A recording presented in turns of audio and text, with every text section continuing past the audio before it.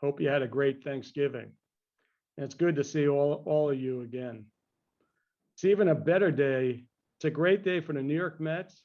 It's even a better day for our fans. Billy has done a great job since joining us 2 Fridays ago. Thanks to the work that he and the baseball operations group have done, we are a better team than we were last season. I can tell you that thanks to them, our lineup just got stronger. It's my pleasure to introduce you to Max Scherzer today.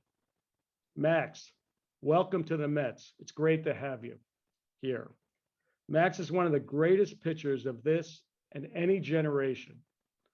190 wins, more than 3,000 strikeouts, 3 Cy Youngs, a World Series ring, and he went 15-4 this past season with a 2.46 ERA. He is a Hall of Famer who knows how to win, and that's a great quality to add to the clubhouse too. Now we get to pair Max with one of the other great generational pitchers, Jacob deGrom. I told you last year I wanted to win, and I talked about sustained winning and winning championships, and I mean it. And I think the Mets today are closer today to that than we were then. We are a better team today than we were 2 weeks ago. Again, Billy, great job. And Max, welcome to New York. Let's go Mets. Thank you. And let me turn it to Billy. Thanks, Steve. And thanks to everybody for being on today. So, you know, we started this off season. We set out to make a real impact to our club, and Max was at the top of our list. You know, in doing our work on Max, we came to learn that he has a special way of perceiving the game. You know, and in every sense of the word, he's a pro. With Max, you know, he brings a relentlessness and an obsession to win into our clubhouse, and adds impact to a rotation with a lot of talent.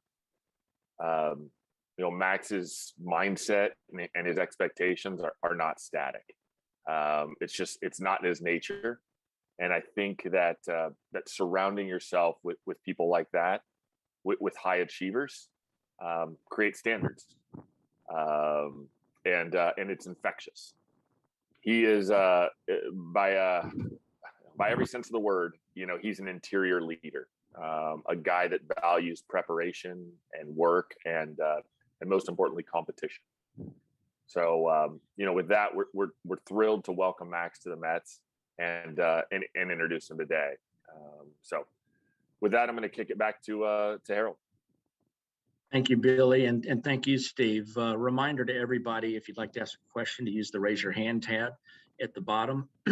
And in addition to, of course, Max and Billy and Steve, also available and on today's call is Mets President Sandy Alderson and Max's agent, Scott Boris, who is there with Max.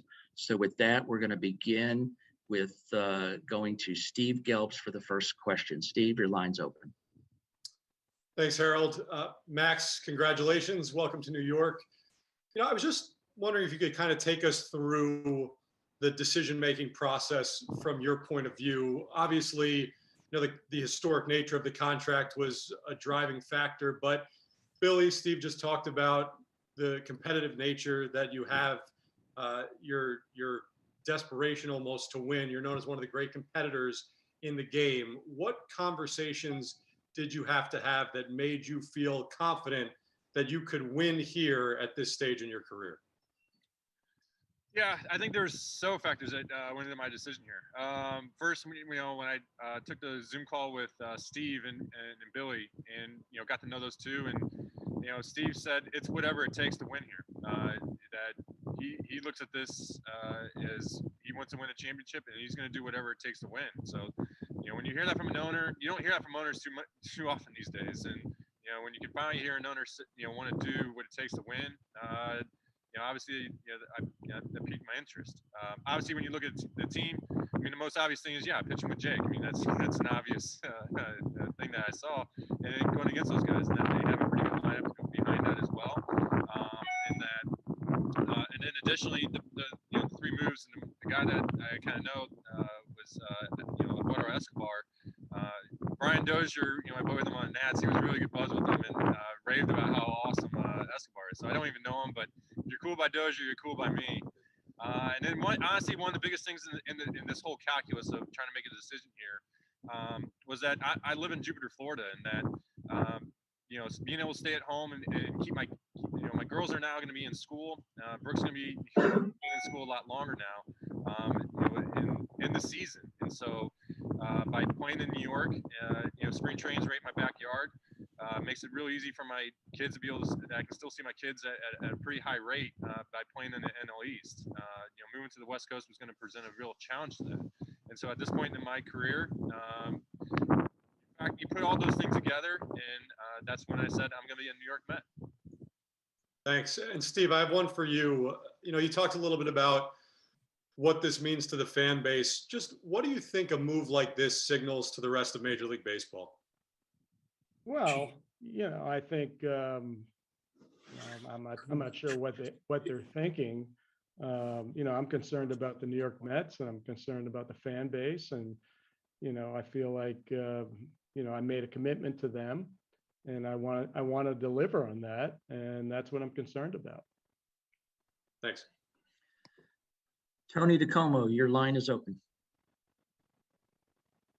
Hey, everyone. This question is mostly for Steve, but Max, I think maybe you might have a good perspective on it as well. Steve, whether rightly or wrongly, there was a perception before this signing that maybe free agents were a little hesitant to come here for whatever reason. From your perspective, what does this do to change that? And I guess, Max, from your perspective, how attractive is this, taking your own personal circumstances out of it, how attractive is this in general, a place for free agents now? Well, I guess, I don't know where that narrative came from. We signed 4 free agents in a span of a few days. So whoever, had that thought, I guess they were wrong. Listen, I mean, people have their points of views, right? And we're just going to go about our business and, try to, create the best team we can. And I think, we're well on our way to doing that. Yeah, I'd say in my time in my career that clubhouses can change. It only takes a few guys to change it. I've seen it happen many times. Different guys I play with over the years, when they come in, they bring a certain energy, and kind of the whole vibe can change within the clubhouse. And so, for me, I feel like the guys that we're bringing in can do that. Can obviously change that. It's not just myself and other guys, but the guys who have been brought in the previous year. That the culture can change, and that's a challenge, but a challenge you're willing to meet. And Max, one more quick one, because I've gotten a lot of questions on this with number 31 and 37 unavailable here. Do you have an idea what you're going to wear? I'm still sorting through it. I haven't made a final decision yet, but who knows? Next up is Ed Coleman. Ed, your line's open. Hey, Max, congratulations. Welcome to New York. I know you know Jake very well from competing against him for years. I just wonder whether you talk with him or touch base with him during this process, and whether that had any influence with you. Yeah, I called Jake after our meeting just to get a sense of what New York was like, and how he's feeling, everything. Just get a state of where he's at, and came away happy with it, and the dream of pitching with him. We can do some great things together. I've been very fortunate throughout my whole career to have great starting pitchers beside me. I know how powerful that can be when you have guys to feed off of and watch great pitchers. From time in DC to there in the Dodgers to now. I mean, this is a real exciting opportunity for myself to be a part of that. And so I know that's what can win, and that's what can win is starting pitching and pitching overall as well. Thanks. Tim Healy will come to you next. Your line's open. Hey, first for Max, and then a follow-up for the other parties. Max, the Mets were under the impression over the summer that you would have vetoed a trade to the Mets if that were to come to fruition, or if the team started walking down that path. Was that true? And then what changed in the free agency? Well, it was more coming from the Nationals that over the summer that they didn't want to trade me in division at that time, and I understood it, and I kind of agree with it at the time that if I did, get out of the division but stay in the NL, that was kind of where I was at the trade deadline, and so that really at the time aligned me with teams that were out in the West. It came down to basically San Diego and the Dodgers. But in free agency, it's a whole different animal. You have an off season, the chance to reset, and so for me, all 30 teams were back in play, and so I was not, dictating I was going to be playing in one city or the next. I was waiting to see which teams were interested in signing me.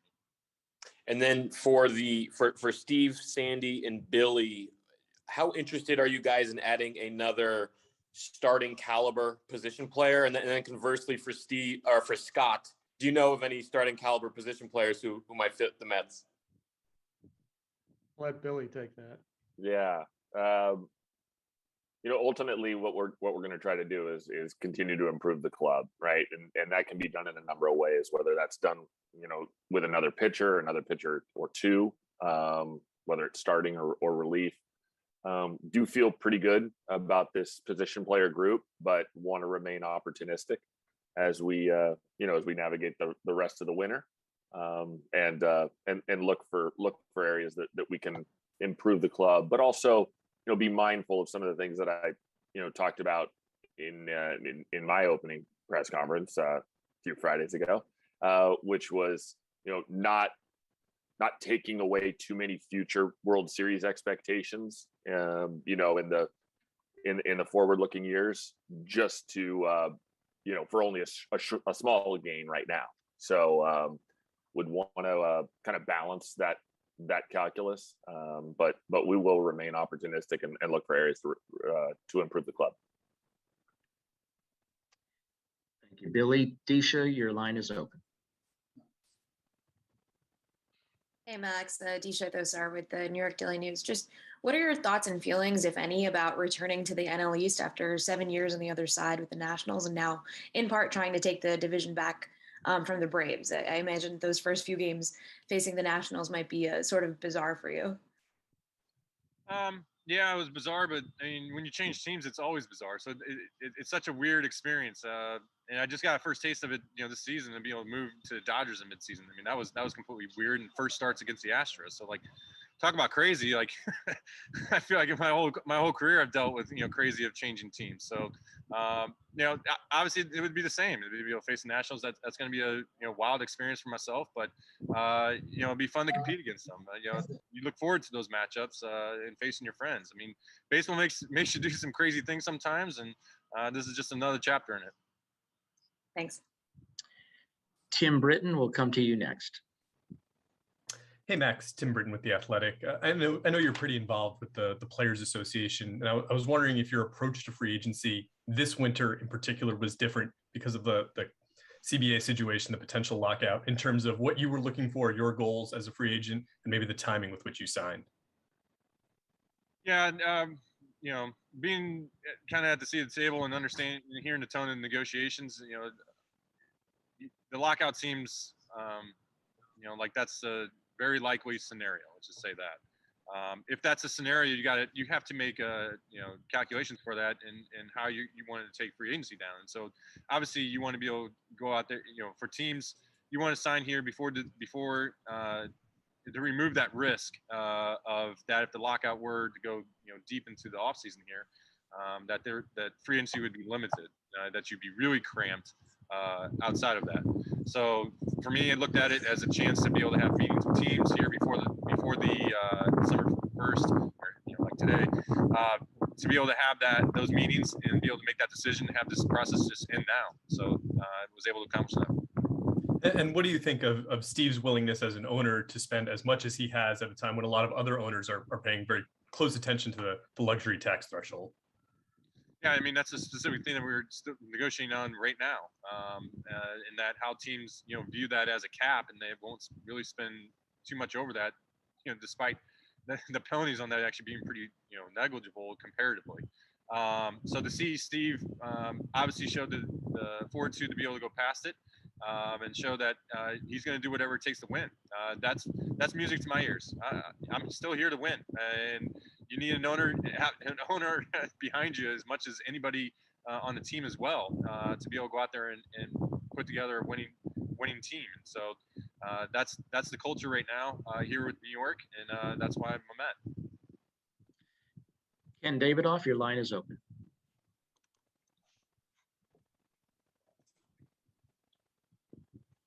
Hi, question for Steve. Steve, just wondering how you got to that 130 figure, just because, the AAV just blew past the previous precedent, another one of Mr. Boris's clients, Garrett Cole, and whether you heard from either Rob Manfred or anyone in the commissioner's office, just going so far over the previous high. Well, I mean, I'm not sure it's comparable. I mean, that was a much longer term contract, right? And so not sure it's apples to apples. That's, the team got together, our baseball ops to people, and made a calculation. And essentially that was the value we had put on Max. In that vicinity, I might have added a little bit more for just brand building. And that's how I got to the number. And but I was going to go over that. I was pretty well. That was it for me. And lucky enough, we held our ground, and we got an agreement. Did you get any feedback from the industry, be it the commissioner's office or anybody else? No, actually, it's been pretty quiet. Really haven't heard much, other than what I see on Twitter and all the scuttlebutt there, but pretty quiet otherwise. And Max, just the flip side of that, just as someone so involved in the PA, the ability to, I understand it's a 3-year deal and Garrett's was 9, but just the ability to move that AAV so high for your fellow players down the road. Yeah, I mean, that's cool. I wasn't necessarily setting out to do that, but hey, this is the benefit of it. And so, to be in these situations, you're getting contract talks, and that you're helping out other players as well. That other players are going to be able to use that number in the future. And I've always been I've always been the recipient of somebody else's deal to be able to get my contract. So I'm very aware that that I'm not in a vacuum. It's not that I didn't get this number because I got this number. It's because of other players before me, and that hopefully what I was able to accomplish, that helps out other players in the future as well, and that players as a whole from the game are connected from old to young. Next question will come from Bruce Beck. Hey, Max, how much do you embrace the opportunity and the challenge of pitching in New York, and how motivated are you to help this team win their first title in 36 years? Yeah, I mean, obviously that's the goal. That would be the ultimate dream here, is to go down and win the whole thing. But I'm also, I recognize, I mean, that just isn't. It takes an absolutely unbelievable effort from now until that time of everybody playing well and being healthy at the same time to reach that dream, because only one team out of 30 gets to do that. But given that, it's for me, it's really going to start here real soon, because it's now December, and that's when you start training to get ready for the season. So this is the fun time of year, is when you really start to get back into the weight room and start running and doing everything it takes to prepare yourself to be at your best. Not now, but in October. Steve, last year the Mets failed to live up to pretty lofty expectations. So why will this year be different? Listen, all you can do is put together the best team you can, and go, and it's ultimately up to the players to go out there and perform. And we'll see what happens, right? I mean, we're hopeful. I think we put together a great club. I'm sure we'll hopefully do some other things to improve it further, and then we'll see what happens. Andy Martino, your line is open. Hi, Max. I know you're here to talk about the Mets, but it's a unique access for us to someone who's at the table too here today. From your standpoint, a lockout does seem inevitable, and you just kind of confirmed that. But why do you think that is, and from your perspective? And Today, what is it? How could you characterize what's most important to the players? When you look at how the 2016 CBA agreement and how that has worked over the past 5 years, as players, we see major problems in it. And specifically, and first and foremost, we see a competition problem and how teams are behaving because of certain rules that are within that. And adjustments have to be made because of that in order to bring up the competition. And so as players, that's absolutely critical to us to have a highly competitive league. And when we don't have that, we have issues. Thank you. Tyler Kepner, your line is open. Hey guys, I would ask I wanted to ask that question to Max, but I'll also ask it to Scott. Scott, from a player's perspective, representing players, obviously you broke new ground with this deal. But what do you think should change in these, in these negotiations? Well, I think the player's voice is the one where, particularly players like Max, who've been in this league for a long time, and they sense a separation in the league, a dynamic that now exists that didn't exist. And in 2012, when they put the draft cap on, if that's something that everyone felt was best for baseball, they needed to address it with restraints to where how you get draft picks and what you do in the game to acquire them, which is obviously a very valued aspect of it, is that it had a real attack on the integrity of the game, because now nearly half the league is basically looking to next season by June or July so that they can improve their draft status and get valued draft picks. And this is not about anyone that operates in the industry or any team individually that operates in the industry. It's the rules. It's the rules, and it's what drives them to be the best team the next year or even then. And when we have something in our rules that creates non-competitiveness and creates something that drives down fan interest, all those things need to be addressed, and addressed immediately, because the whole integrity and wholesomeness of the game needs to be back to where it was, where there is an incentive to go to the ballpark and win every day. Brad Heller, your line is open.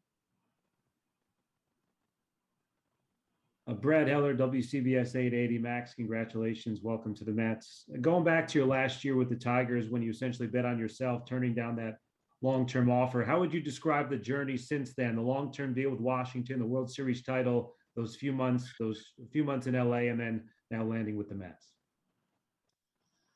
Oh, from that perspective, life's been crazy since then. From my time in DC, of not only signing that deal, but then executing it, of going out there and living up to it and then some. That was fun to be able to pitch underneath that type of pressure. And, obviously now I have a new chapter here, a new type of dynamic in front of me. And so, I really relish to be in these type of opportunities. And, for me, the pressure of this is a privilege. It's not a problem. And so I really enjoy being, where you're expected to win. And so that's what we're here to do. And that's my job, and I love doing it. Dave Lennon, your line is open. This one's for Billy, and Billy, I know that you mentioned coming in here with Max, mentioned a lot of his qualities, not just not just the pitching wise, but the character wise and the intensity wise. When you came in here as GM, did you identify that as something that had to be improved aside from the talent on this Mets roster? And how much is Max kind of the key to that?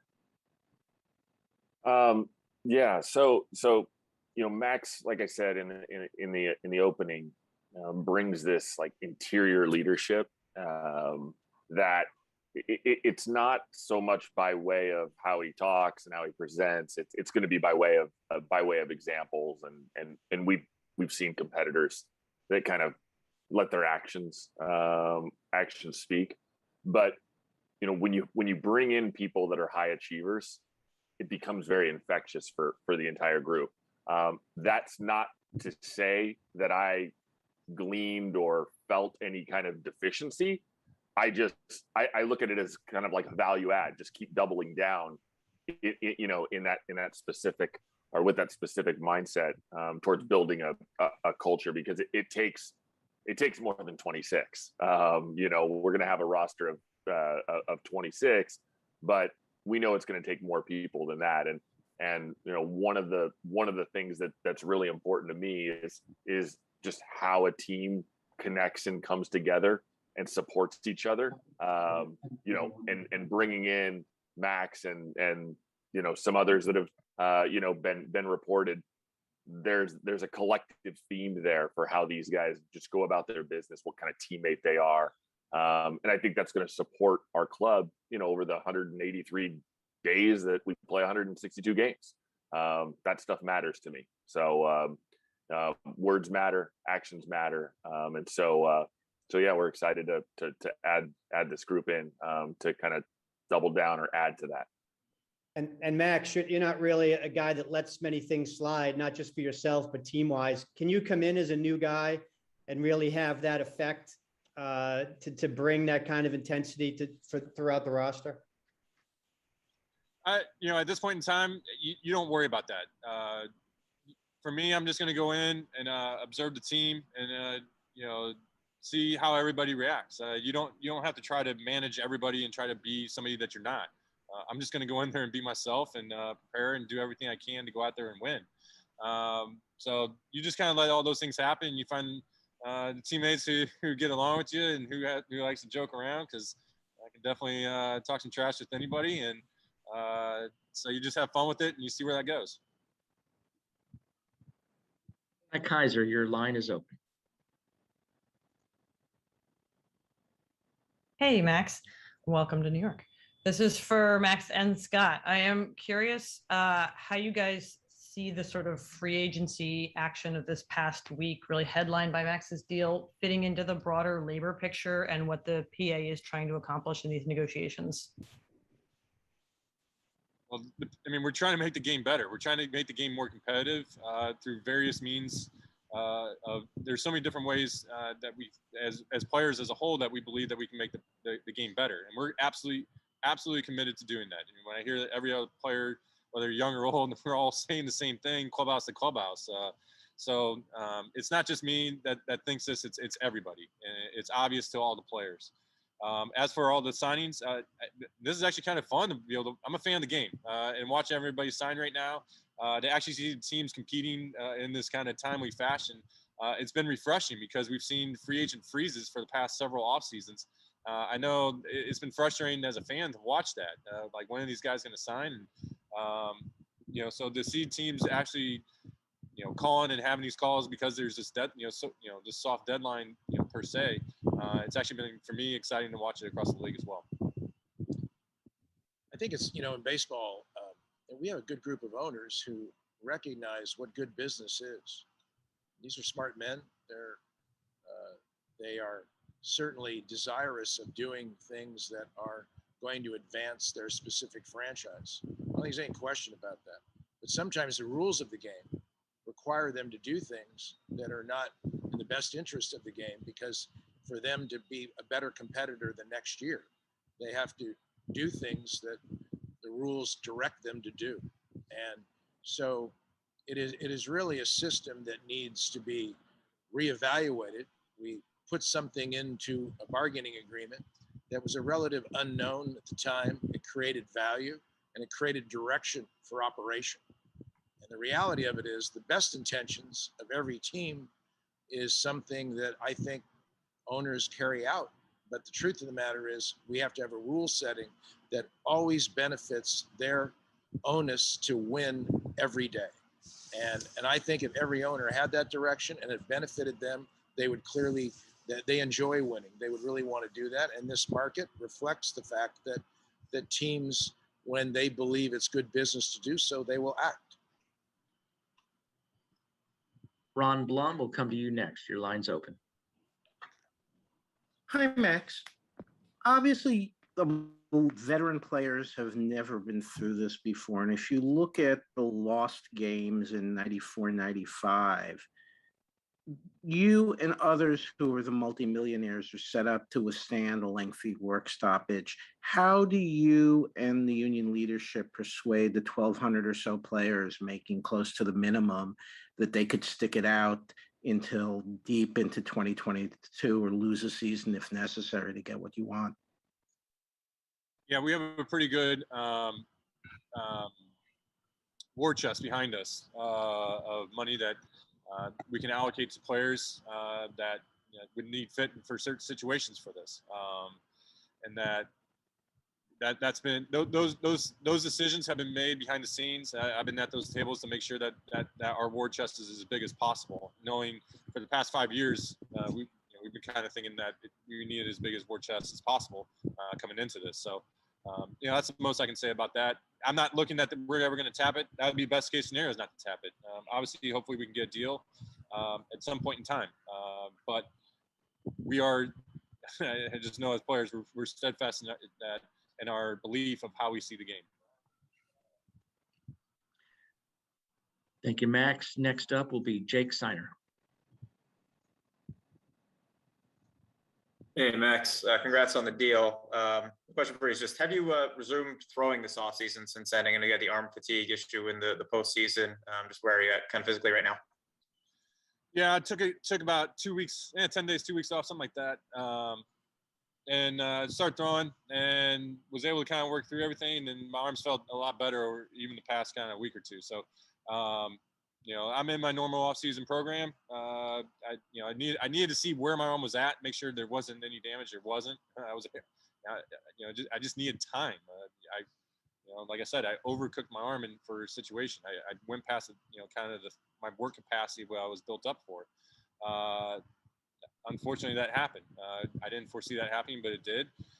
But from a long-term standpoint, true structural standpoint, health standpoint, I'm ready to go. I'm ready to start training. Next question comes from Mark Sanchez.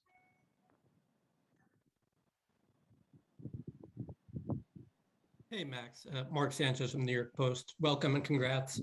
Kind of off of that, typically pitchers and any player declines with age. Your velocity has been the same. Your ERA was a career best last year. Why do you think you've gotten better, and what gives you the belief that this will continue? I really try to focus on being the best athlete as possible, of training my body to be not just a pitcher, but try to be an athlete in everything that you do. And so for me, being explosive, being able to jump, being able to, get what, be able to lift heavy weight, be able to do it, everything that you need to be able to do, run, sprint. For me, I look at it as I gotta be able to do it all if I want to be the best version of myself. And so I feel like that's been my formula of how to be durable and be having success at the same time. And because I'm always out there, I'm always making my posts. I might lose some ball games, might give up some homers. I can sure give up a solo shot with anybody.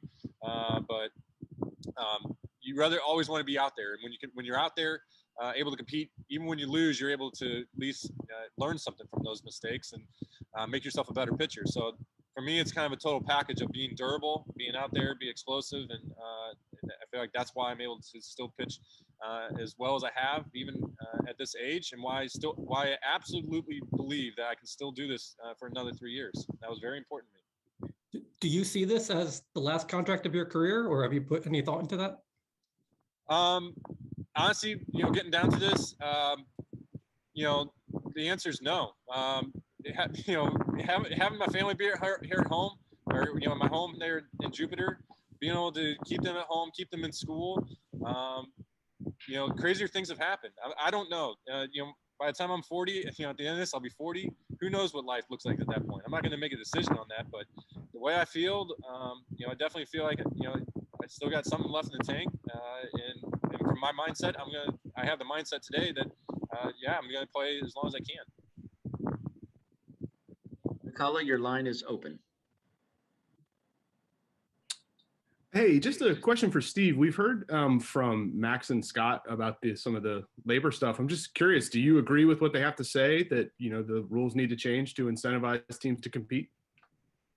Well, listen, I'm going to leave it to the commissioner and the negotiating team to figure that out. I frankly haven't been as involved with the labor stuff, more involved with the team. So I'm just going to leave it at that. Barry Bloom, we'll come to you next. Your line's open. Max, good to see you guys again. Hey, was a couple of questions. Number one, was there any overtures or any offer from the Dodgers for you to remain out in LA? And getting back to what you were saying about going over capacity, did Game 5 of the NLDS, closing that game, put you out over there, or was it a composite overtime that started at the end of the season? How I reflect upon the Game 5 and how I was used, my conversations with Doc and Freeman, that I had done that in 2019 in the World Series run. And I pitched a wild card game, had made a relief appearance, made a couple more starts, and was able to do that. I thought I was in the same position to be able to do that here in 2021.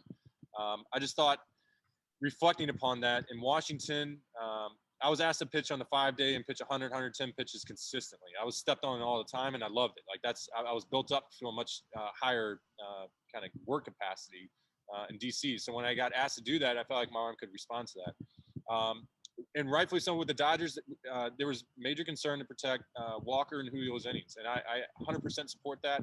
We made decisions to give extra days out on a consistent basis and watch our pitch counts for the postseason. I just feel like that lowered my work capacity so that when I tried to do the 2019 formula of being able to pitch out of the pen, my arm wasn't able to respond to that because I came from a lower pitch count, per se. And so that's why I didn't get hurt. That's why I didn't hurt myself. But I was definitely compromised from trying to execute what I was trying to do in 2019. So you learn something new every time. Never thought in a million years. I've never asked the manager for the ball and gotten hurt like that, or not be able to make my next start. That's just never happened to me. In all of my years of pitching, you can ask all my managers. If I tell you I can go, I can go.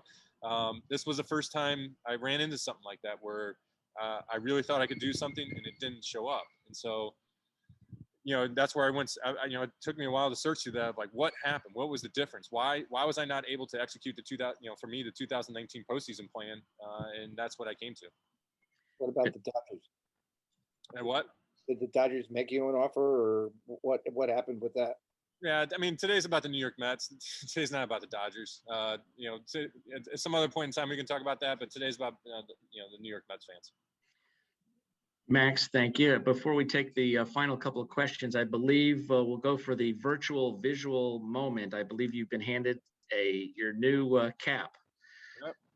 So if you wouldn't mind putting that on. There we go. Looks great. Thank you very much. Next up, we will go to Matthew Roberson.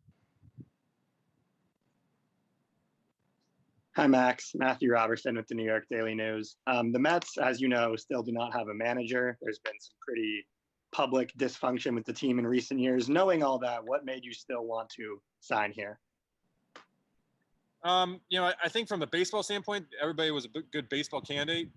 It's just some unforeseen things happen. I mean, it is what it is. I mean, you go through the process again. I mean, who knows what you can find out today? I mean, we go back through and look at everybody's past. I mean, who knows what you can find. So try not to really get caught up in just because it's happened here a couple times, and just move on from it and trust that Billy has the process to be able to find the next candidate, and have my faith that he can do that.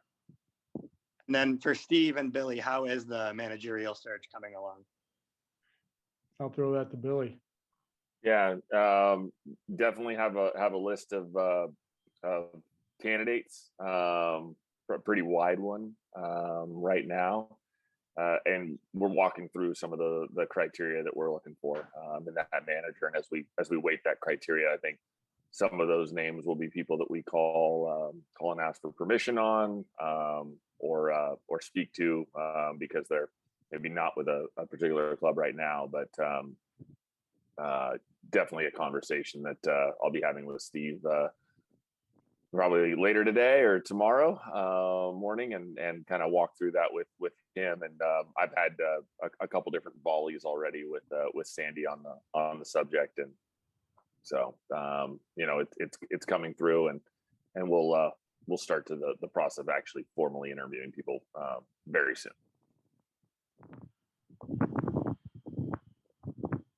Dennis Young, your line is open. Hi, Max. I have two questions for you here. The first is that you mentioned that this contract is on the backs of other labor leaders or other big deals that came before. Is there anything a contract like this can do for players who don't get the mega deal, maybe smaller free agents or those who can't even hit free agency? Right. For me, I've always looked at, there's top-down economics and bottom-up economics, and that they both work in kind of tandem, and that when you continue to move the market as a whole, everybody kind of moves up together. When certain parts of the market don't function well, then it drags down the whole kind of player market. So it might not be a straight one-for-one, comparable, but it can work. It can trickle down throughout the rest of the player salaries. That as guys continue to move up, everybody kind of continues to move up, and so that's the system we have. That's the free market system that we have, and that's what we live by. I know for fans it's probably hard to kind of understand that, but when you're a player, you really get to see it on a kind of player by player basis when you're in different clubhouses of guys who push the market, what that does for other players as well. And so, like I said, I've been a beneficiary of that. Been a big beneficiary of many players before me going out and fighting for those deals and fighting for those extra years. That gives me the position to continue that fight. And so, I'm happy to do it, and hopefully that helps out future players as well. And that's something that's always been important to me. We will have time for a final question. Pat Ragazzo, your line's open. Hey, Max, Pat Ragazzo of Sports Illustrated. Welcome to New York and congratulations. You've obviously pitched here for a number of years as a visitor for the Nationals and Dodgers, so I assume you're very familiar with the atmosphere that Citi Field brings, but how enticing is it to pitch in front of the home crowd and the rabid fan base that, that Mets fans bring? Yeah, it's been fun to come in here and have everybody going nuts against you. And so, the Mets fans, they got a nice blue collar approach. They really let you have it. So it'll be nice to be able to flip the script this time and have them actually cheering for me. So, if you just go out there and produce and you go out there and have fun, the fans always seem to have fun with you as well. Max, we want to thank you very much, you and Scott, for your time today. Steve, Billy, and Sandy, thank you as well. Thank you to all the media for joining us and for all those that are watching through the different outlets.